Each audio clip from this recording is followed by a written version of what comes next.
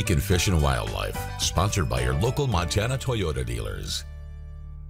Thursday morning time once again for This Week in Fish and Wildlife. This morning we're at the Region 3 headquarters. Joining us this morning, Ben Alexander. Ben, we're here chatting about a very exciting thing for Montana's parks, the Focus on Parks Commission. Let's talk about what that is first off, Ben, if you can.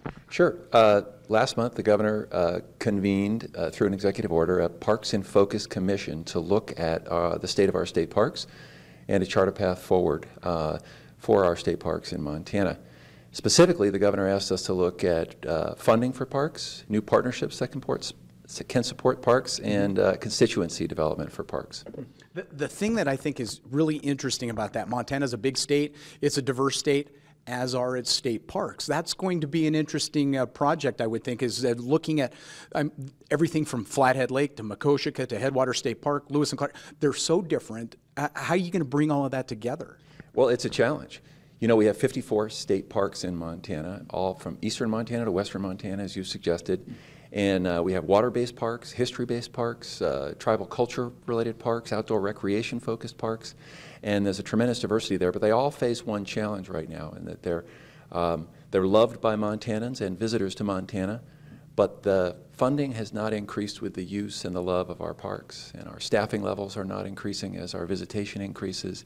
Our infrastructure spending is not increasing as our use increases over time. So we are at risk of a real crisis in our state park system today, where we have people loving them. We had over 2.5 million visitors to our park system last year, but we're not seeing the increase in spending, staffing, and investment in the infrastructure for the long term. So that's where this group comes in, and the thing that I like about that is as diverse as our state parks are, so is this group. This group represents so many different aspects of Montana. That's got to be exciting to bring all of those different ideas together. It is. It's amazing. The commission, we've got 12 commissioners from across the state, eastern Montana, central and western Montana. We have a number of prominent business leaders involved, because we're looking to engage the business community around some revenue models that can support state parks going forward and their creativity. But what we're really looking for is Montana-made solutions that we craft to address our issues related to funding, staffing, and infrastructure primarily. And we think that through the commission and their expertise and their visibility, that we can come up with a set of recommendations that help us also build partnerships that can support our park system, as well as develop the user groups and the constituencies that love those parks.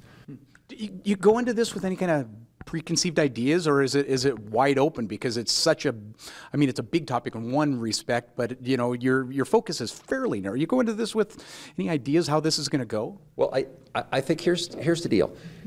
Montana is the last best place. This is one of the most special places in the whole country, and yet in many respects our parks are in last place when it comes to funding and staffing levels relative to our visitor use, the number of state parks we have, and the work that they undertake. So I go in first and foremost with the idea that we need to increase our funding.